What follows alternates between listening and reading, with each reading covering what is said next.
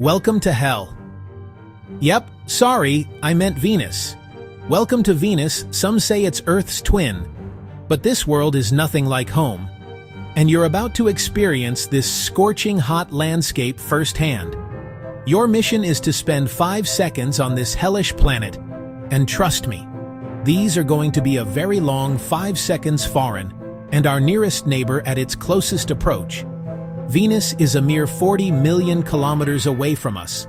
After just 4 months in space, you'd finally be able to witness this beautiful but deadly planet up close. 4.5 billion years ago, Venus and Earth formed in the same corner of our solar system. This space rock is about the same size as Earth, and its gravity is similar too.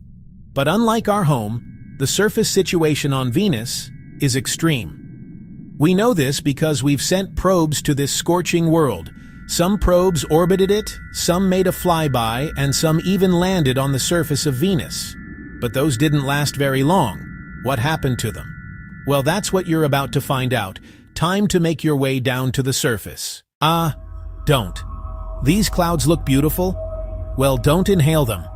These yellowish bands streaking across the sky are clouds of sulfuric acid.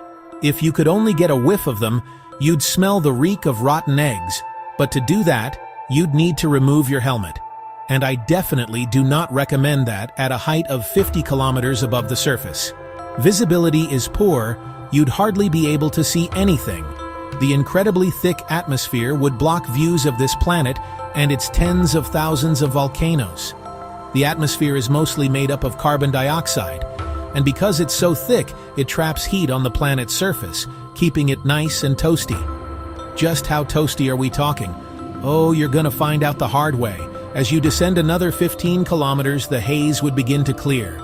The world below would finally reveal itself, a rust-colored surface covered in mountains and volcanoes. Looks like this volcano is still active. You'd fly around a little to collect some samples and take in the view. Yep, the atmosphere is mostly carbon dioxide with traces of nitrogen that checks out. Okay, well, let's see if you can land here. This looks like the spot. Looks like there's no signal initiating. The landing sequence without clearance fingers crossed.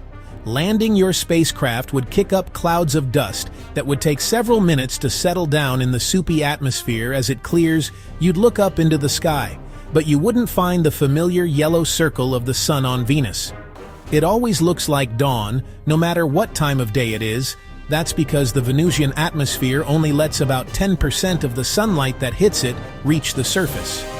What were we saying earlier about the space probe that landed on Venus? Oh yeah, Venera 13. This Soviet probe made its fatal landing back in 1981. It survived the descent and lasted for a whopping 127 minutes. That's longer than any other spacecraft that had made it to the surface. But then Venera 13 gave way to the violent, uninviting environment of this hell. It was likely crushed under extreme pressure or it melted. But it's too late to turn around now. You've lived through the 1-hour-long landing, and you're so close, all you need to do to complete your mission is to spend 5 seconds out there. Hey, yeah, out there in the most extreme environment you've ever been to. Foreign woe.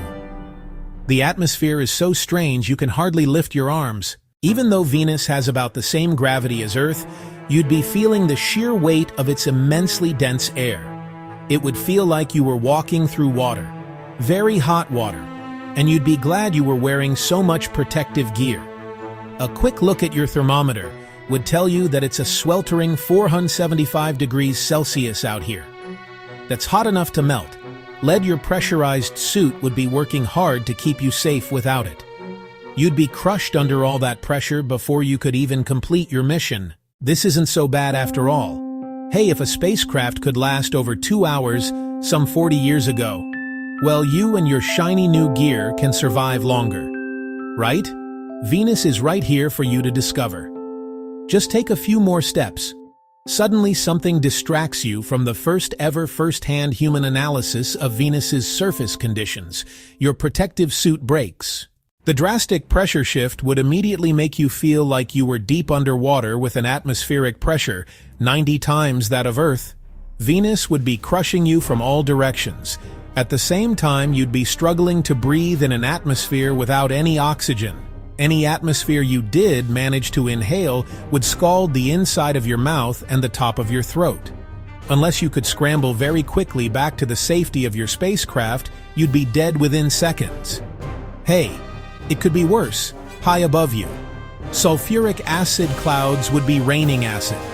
But in this unbearably hot environment, the toxic rain wouldn't reach the surface. It would evaporate long before that. So at least you wouldn't have to worry about acid dissolving your skin and bones. That would be kind of gruesome. You know, in hindsight, maybe we shouldn't have sent you down to explore this hellish surface. We probably should have terraformed Venus into a more hospitable planet first, but that's a story for another, what if, 3 to 4 minute only.